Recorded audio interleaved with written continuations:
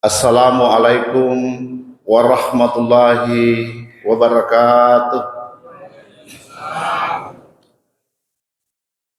Alhamdulillah, alhamdulillahillazi ja'ala syahra ramadhana unzila fihi al-Qur'an hudan linnasi wa bayyinatin minal huda wal furqan. Wassalatu wassalamu ala khairil anam Sayyidina Muhammad wa alihi wa ashabihi ulil kiram.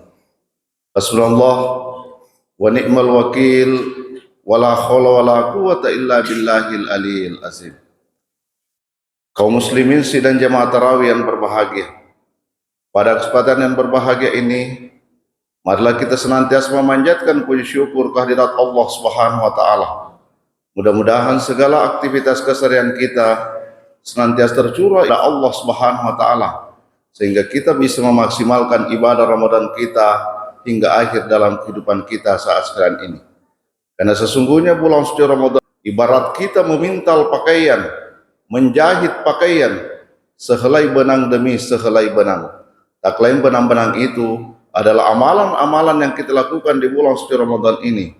Kita melaksanakan sholat berjamaah, kita melaksanakan sholat tarawih, kita melaksanakan sholat witir, dan tidak sedikit saudara-saudara muslim kita melakukan iktikaf, terutama 10 terakhir bulan suci Ramadan. Tentu dengan orientasi adalah bagaimana untuk senantiasa mendapatkan predikat ketakwaan kepada Allah Subhanahu wa taala. Sesungguhnya sebaik-baik pakaian dalam kehidupan kita adalah pakaian ketakwaan kepada Allah Subhanahu wa taala. Libasut taqwa salikal khair. Bahwa sesungguhnya pakaian ketakwaan itu adalah sebaik-baik pakaian dalam kehidupan kita sehari-hari. Oleh sebab itu kita senantiasa berada di 10 terakhir bulan suci Ramadan.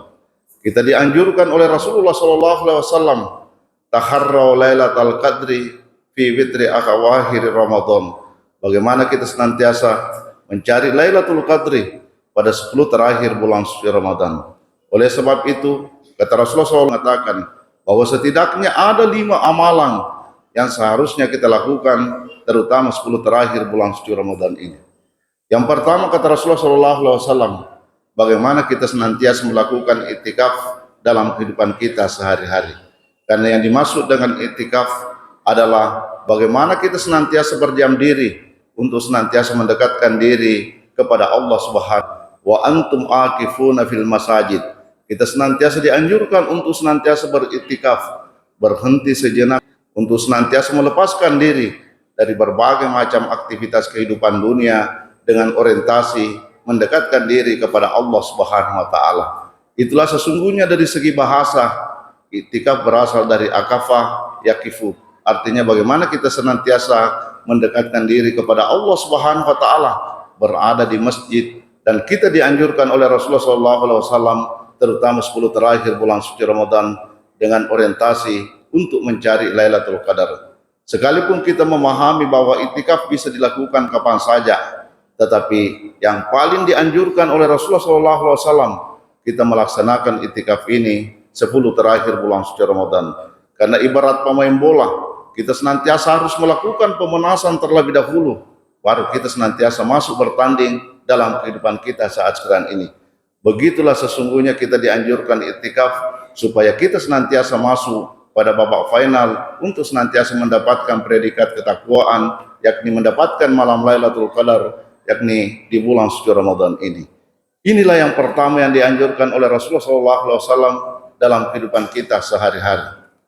Yang kedua adalah 10 terakhir bulan suci Ramadan ini kita senantiasa dianjurkan untuk melakukan intensitas untuk menghadapi Al-Quran, untuk senantiasa mentadabburi Al-Quran dalam kehidupan kita, membaca Al-Quran, memahami Al-Quran, supaya Al-Quran mampu kita aktualisasikan dalam kehidupan kita sehari-hari.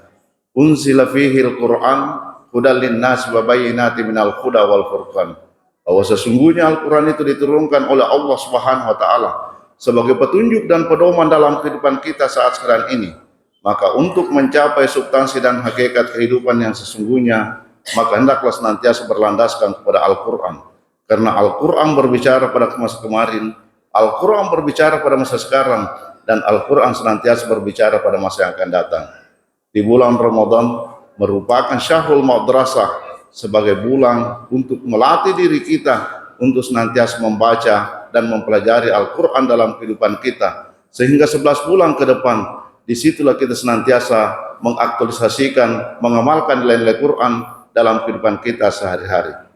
Karena Muhammad Abduh pernah mengatakan bahwa al-Islamu mahjubun lil muslimin, bahwa sesungguhnya terkadang nilai-nilai Islam itu tertutupi dengan berbagai macam aktivitas yang dilakukan oleh orang muslim itu sendiri.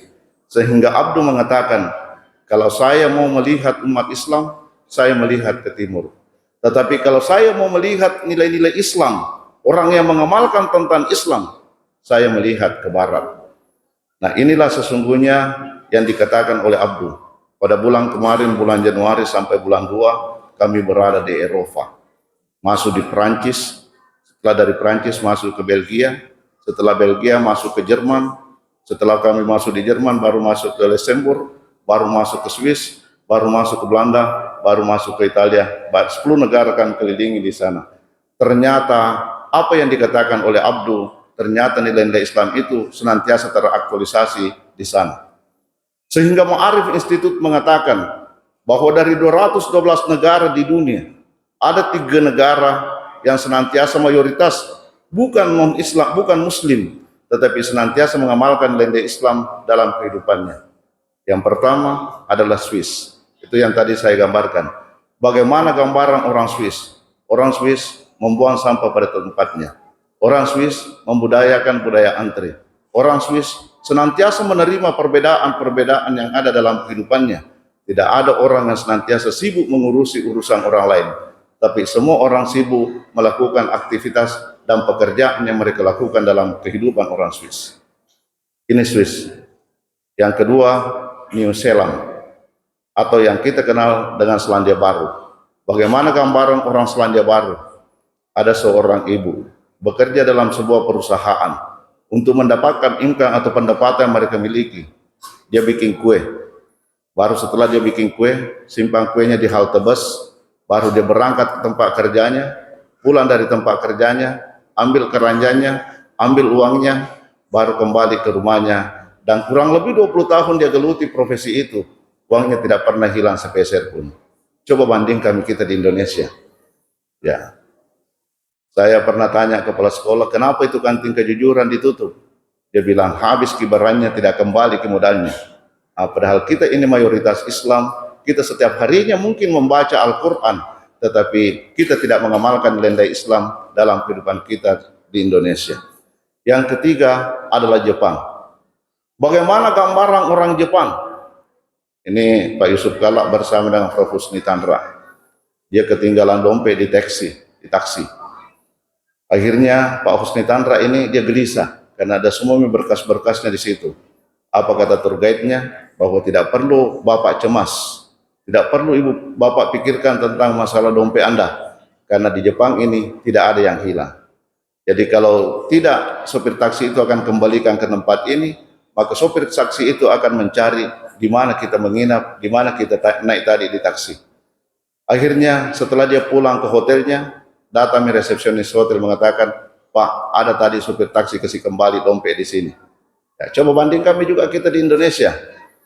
Ada mahasiswa menerobos lampu merah, Alaudin, tahan sama polisi. Dek, lihat jadi lampu merah. Bilang, lihat Pak. Bilang, kenapa menerobos lampu merah? Dia bilang, saya kira tidak ada polisi di sini. Ya, bukan takut terhadap aturan, tetapi hanya takut sama polisi. Inilah karakter kita yang perlu kita branding dalam kehidupan kita. Kita bukan hanya dituntut untuk membaca Al-Quran, tetapi jauh daripada itu, kita senantiasa mampu mengamalkan nilai Quran dalam kehidupan kita di Indonesia. Di Indonesia sebenarnya bukan kekurangan orang pintar, tetapi yang kurang adalah orang yang satu kata, satu perbuatan dalam kehidupannya. Disinilah sesungguhnya bagaimana kita senantiasa dituntut untuk memahami Al-Quran, sehingga jauh daripada itu kita senantiasa mampu mengamalkan nilai Quran dalam kehidupan kita sehari-hari. Karena ada 3 negara yang menjadi pembicaraan dunia. Yang pertama, India. Bagaimana gambaran orang India? Orang India itu banyak bicaranya, kurang kerjanya. Yang kedua, Jepang. Bagaimana gambaran orang Jepang? Orang Jepang banyak kerjanya, kurang bicaranya. Yang ketiga, Indonesia. Ya. Bagaimana orang Indonesia menurut penelitian Ma'arif Institute? Orang Indonesia, lain yang dibicarakan, lain yang dikerjakan. Ya. Lain yang diputuskan di rapat, lain yang dikerjakan di luar sana. Nah, inilah sesungguhnya bagaimana kita senantiasa memahami nilai-nilai Quran dalam kehidupan kita. Karena jauh lebih banyak pahalanya jika kita senantiasa mengamalkan nilai-nilai Quran dalam kehidupan kita sehari-hari, daripada kita hanya membaca Al-Quran tapi tanpa mengamalkan nilai Quran itu dalam kehidupannya. Di bulan Ramadan kita senantiasa dituntut untuk membaca Al-Quran, mempelajari Al-Quran, memahami nilai-nilai Quran dalam kehidupan kita, sehingga 11 bulan ke depan disitulah kita akan senantiasa menunjukkan jati diri kita selaku muslim yang senantiasa taat untuk menjalankan ibadah kepada Allah, mengamalkan nilai Quran dalam kehidupan kita sehari-hari. Ini yang kedua. Yang ketiga, yang dianjurkan oleh Rasulullah SAW sebelum terakhir bulan suci Ramadan, senantiasa memperbanyak doa kepada Allah Subhanahu wa taala. Karena sesungguhnya doa itu adalah otak seluruh ibadah yang kita lakukan dalam kehidupan kita sehari-hari. Ad-du'a'u mu'ul ibadah. Bagaimana kita senantiasa mengamalkan doa itu, senantiasa mendekatkan diri kepada Allah Subhanahu wa taala. Itulah sebabnya kita di Indonesia ketika sudah 15 atau pertengahan bulan suci Ramadan, kita senantiasa dianjurkan untuk kunut, ya. Dan setiap rakaat yang senantiasa kita lakukan dalam kehidupan kita, kita senantiasa mengucapkan doa kepada Allah Subhanahu wa taala. Minimal kita memohonkan doa kepada Allah Subhanahu wa taala. Allahumma innaka afuwun karim. Ya Tuhan yang senantiasa pemaaf, maafkanlah segala kesalahan saya. Kita senantiasa melaksanakan kunut. Ya, biasanya sudah pertengahan Ramadan kita kunut. Pak Imam baca kunut. Allahumma dina fiman hadait. Ya Allah, berikanlah petunjuk kepada saya. Wa afina fiman afait. Berikanlah kesehatan kepada saya. Wa tawallana fiman tawallait. Berikanlah pembimbingan kepada saya sebagaimana Engkau telah bimbing pada masa-masa yang kemarin. Wa barik lana fiman a'tait, berkahilah seluruh kehidupan saya. Coba kalau kita doakan di bulan suci Ramadan, karena di bulan Ramadan janji Allah Subhanahu wa taala semua doa itu akan dikabulkan oleh Allah Subhanahu wa taala, dan semua sedekah yang kita belanjakan ke jalan di oleh Allah Subhanahu wa taala semuanya akan dibalas lebih banyak dibandingkan dengan apa yang kita belanjakan, dan seluruh perbuatan baik yang kita lakukan semuanya akan dilipat gandakan oleh Allah Subhanahu wa taala. Nah, disinilah kita senantiasa menunjukkan doa kita, doa-doa yang terbaik kepada Allah Subhanahu wa taala, terutama pada pribadi kita, keluarga kita, dan sahabat-sahabat dekat kita dalam kehidupan kita saat sekarang ini. Nah, yang keempat, yang dianjurkan oleh Rasulullah SAW ketika kita sudah berada di 10 terakhir bulan suci Ramadan adalah memperbanyak zikir kepada Allah Subhanahu wa taala. Fadhkuruni adzkurkum washkuruli wala taghfurun. Kata Allah dalam Al-Quran, ingatlah kepada saya, niscaya aku senantiasa mengingatmu, dan syukurilah nikmat yang saya berikan kepadamu, dan janganlah engkau senantiasa mengkufuri nikmat itu. Substansi daripada makna ayat tersebut adalah apa-apa yang kita ingin lakukan dalam kehidupan kita sehari-hari, hendaklah dengan nama Allah Subhanahu wa taala. Coba kalau Bapak mau berangkat ke kantor, agak biasa baca. Apa biasa kita baca? Ambil kunci mobil, ambil kunci motor, agak biasa baca. Bismillahi tawakkaltu ala Allahi wala haula wala quwata illa billah. Kalau orang tua dulu mengatakan, narekomelo kumbo masuk boleh beri selengi tanah. Ya, insya Allah segala problematika yang kamu hadapi, dia mesti runtuh asih salange dalam perjalanan. Nah, ini teriolota, ya. Karena mungkin kurang bacaan riolo, sedikit dibacanya orang tua dulu, tapi sekarang ini kan baca banyak nih bacaan, bisa kita buka YouTube, bisa buka Google tentang doa-doa dan zikir-zikir yang senantiasa dianjurkan dalam kehidupan kita sehari-hari. Apa-apa yang kita ingin lakukan dalam kehidupan kita sehari-hari, hendaklah dengan nama Allah Subhanahu wa taala. Coba kalau ibu-ibu di belakang, kalau bikin kopi atau bikin teh, agak biasa baca. Apa biasa kita baca? Atau tidak ada ibu-ibu yang bikin kopi, ya karena bapaknya sudah rata-rata pergi ke warkop, ya karena ada tradisi ini di Makassar ini sangat bagus ini Pak, ya sangat bagus menurut saya. Dia sholat berjamaah di masjid, setelah sholat berjamaah di masjid dia mengatakan ayo kita ke warkop, ya. Jadi di samping ia senantiasa membangun silaturahim yang harmonis, komunikasi yang bagus di warkop, ia senantiasa sharing informasi tentang bagaimana tata kelola kemasjidan dalam kehidupan kita.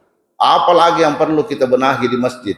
Ini sumbernya, inspirasinya, semuanya lahir dari wakaf. Karena kalau kita undang rapat, lebih banyak yang tidak pergi rapat dibandingkan dengan pergi rapat.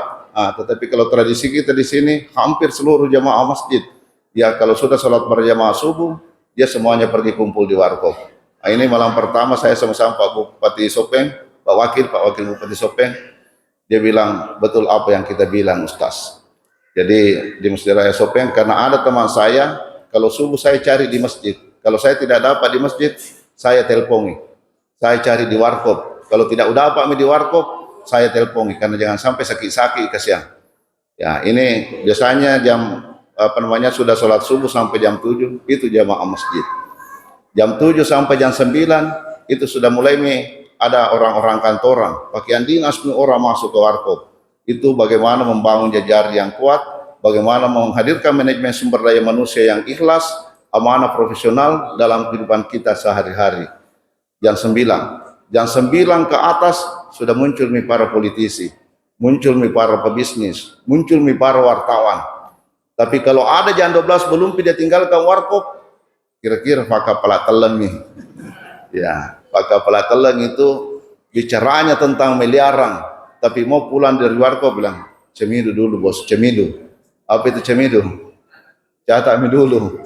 Ya, ini padahal bicaranya tentang miliaran. Orang Arab, tradisi orang Arab, kalau sudah salat asar, dia berkumpulnya di warkop dan di tempat-tempat sosial yang lainnya. Dia senantiasa berbicara bagaimana hasil dagangan kita tadi dan apa yang kita ingin lakukan besok. Karena mungkin banyak teman-teman kita di kompleks kita tidak pernah kita ketemu karena kita sibuk dengan aktivitas dan profesi kita masing-masing di siang harinya. Tetapi kalau kita melaksanakan sholat berjamaah baru berangkat ke warkop, maka insya Allah akan dirahmati perjalanan tak dalam kehidupan kita. Karena Nabi pernah ditanya, ya kira-kira begini, ya Rasulullah, ayyu amalu ahabbu ilai, amal apakah yang paling disukai oleh Allah Subhanahu wa taala ya Rasul? Nabi mengatakan, atat imut ta'am, memberikan makan dan memberikan minum kepada orang. Jadi kalau kita sedikit-sedikit mentraktir, kita kira ini dasarnya Nabi. Ya, amal yang paling disukai, suka mentraktir orang lain untuk memberikan makan dan minum. Karena ada tuh orang itu sedikit-sedikit mau ditraktir, sedikit-sedikit mau ditraktir. Kalau itu yang terjadi, bukan itu yang dimaksud oleh Nabi, adalah orang yang senantiasa diridai oleh Allah Subhanahu wa taala. Kita senantiasa dianjurkan untuk berzikir. Saya kasih tahu ibu-ibu, kalau kita bacakan subhanallah walhamdulillah wa la ilaha illallah wallahu akbar, diikuti lagi dengan salawat, maka insya Allah bapaknya akan berangkat ke tempat kerja dengan hati yang tenang dan akan kembali dengan rezeki yang bermanfaat. Kalau ada masalah anak tak, bacakan misalawat. Kalau suami kita juga bermasalah, bacakan tomi salawat. Ya, tapi jangan di saat mereka duduk tidur baru kita bacakan salawat. Ya, karena sesungguhnya Nabi Adam alaihi salam dipertemukan istrinya dengan Siti Hawa setelah membaca Muhammadar Rasulullah. Itulah orang tua dulu mengatakan Nur Muhammad. Ya, jadi Nur Muhammad. Adam ditanya oleh Allah, Adam, dari mana Anda mengetahui nama Muhammad? Padahal baru 2 orang saya ciptakan di muka bumi ini. Baru kamu dengan Hawa. Apa kata Nabi Adam? Ya Allah, ketika ruh itu ingin kamu tiupkan dalam diri saya, di dalam arsmu sudah tertulis La ilaha illallah Muhammadar Rasulullah. Pasti ini nama Muhammad bukan orang sembarangan. Karena tidak ada orang yang bisa berdampingan dengan namamu kecuali nama Muhammad dan Rasulullah. Coba kita bayangkan di sini. Coba siapa namanya ini anggota ini? Siapa nama tak? Sukri ya. Coba kalau Pak Sukri. Coba namanya Pak Sukri dipasang sama namanya Pak Wali Kota di depan sana dengan fotonya lagi. Siapa namanya wali kota tak? Jangan sampai masih banyak di sini tidak kenal namanya Pak Wali Kotanya. Bahaya ini 1 tahun ini. Siapa? Pak Munafri ya. Pak Munafri, Pak Abi ya. Ingat semua itu. Namanya Pak Wali Kota sekarang Pak Munafri. Ya. Kalau Pak Sukri dipasang dengan namanya Pak Munafri di situ, pasti semua orang yang membaca bilang Pak Sukri ini pasti anggotanya Pak Munarfi, pasti anggotanya Pak Api, karena namanya tidak sembarang orang berpasangan dengan namanya Pak Wali Kota. Ini baru wali kota, jangankan wali kota, tidak ada nama yang berdampingan dengan nama Allah Subhanahu wa taala kecuali Muhammadar Rasulullah. La ilaha illallah Muhammadar Rasulullah. Jadi itulah orang tua dulu ngalah senurangi Allahumma salli ala sayyidina Muhammad.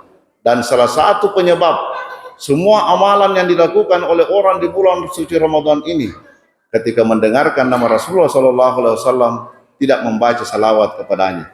Ini doanya Jibril kepada Allah Subhanahu wa taala. Janganlah engkau terima amalia Ramadannya orang yang senantiasa mendengarkan nama nabimu tetapi tidak bersalawat kepadanya. Nah, inilah sesungguhnya kita dianjurkan untuk berzikir dan bersalawat kepada Rasulullah SAW. Terakhir, amalan yang terakhir yang dianjurkan oleh Rasulullah SAW sebelum terakhir bulan suci Ramadan ini adalah memanfaatkan harta kita ke jalan ridha Allah Subhanahu wa taala.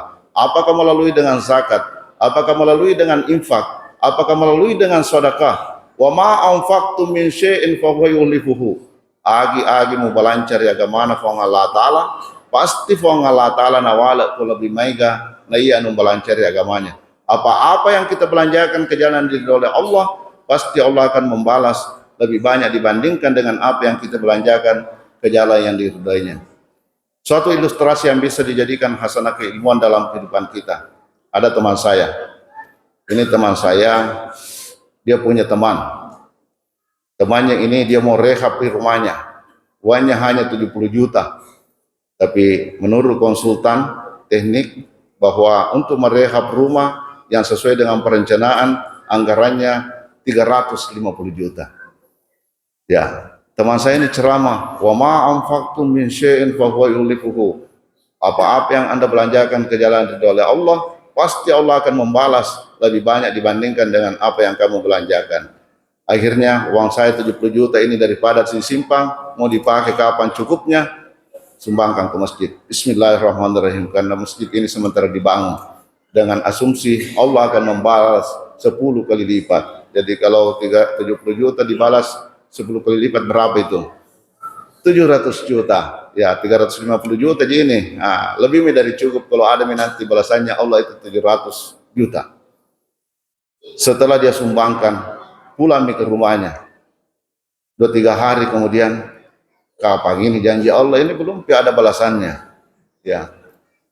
Akhirnya datang ke tadi teman saya. Pak Ustadz, itu kita bilang Allah pasti akan membalas. Tetapi sampai sekarang belum ada balasan Allah. Apa katanya bilang? Pasti Allah akan membalas. Ikhlas tidak ikhlas, pasti Allah membalas. Karena tidak ada perbuatan baik yang sia-sia. Dan tidak ada perbuatan yang tidak dibalas oleh Allah Subhanahu wa taala. Tetapi ada pun cara Allah membalasnya, saya tidak tahu. Ada pun kapan Allah membalas perbuatan baik itu, saya juga tidak tahu. Akhirnya dia kembali ke rumahnya. Tidak lama kemudian, 1 bulan kemudian, ternyata rumah yang dia mau rehab ini terbakar lagi. Ya, akhirnya dia pergi ngontrak rumah di samping rumahnya. Setelah dia kontrak rumah dengan tuntutan ekonomi, akhirnya dia buka warung nasi kuning. Ya, sama dengan istrinya. Akhirnya nasi kuningnya sangat laris nasi kuningnya. Akhirnya dia membuka cabang. Singkat cerita, ada 30 lebih cabang dia buka di beberapa kota. Dan terakhir cabang yang dia buka itu di Malaysia. Dan ditanya sama teman saya, berapa keuntungannya per hari? Bilang 500.000. Coba kita kasih satu cabang 500.000 kali 30 hari berapa? 15 juta. Ya, 15 juta ya. Ya, 15 juta kali 30 itu 450 juta. Kali 1 tahun 5 miliar. Akhirnya dia mengatakan, betul-betul janji Allah, pasti Allah akan membalas tapi cara membalas Allah itu tentu dengan berbagai macam cara yang mereka lakukan dalam kehidupan kita. Nah, oleh sebab itu di bulan suci Ramadan ini, mari kita untuk senantiasa memaksimalkan untuk beribadah kepada Allah Subhanahu wa taala. Faktor balasan amalan yang kita lakukan bukan urusan kita, itu semuanya urusan Allah Subhanahu wa taala akan membalas perbuatan baik dalam kehidupan kita sehari-hari. Tidak ada perbuatan baik yang sia-sia dalam kehidupan kita. Wa Allah taala mapasiwale temapasileneren. Pasti Allah akan membalas seluruh perbuatan baik itu, tetapi tidak seketika itu Allah membalas perbuatan baik dalam kehidupan kita sehari-hari. Saya kira inilah yang sempat saya sampaikan pada kesempatan yang berbahagia ini. Mudah-mudahan ada manfaatnya. Wabillahi taufiq wassa'adah. Wassalamualaikum warahmatullahi wabarakatuh.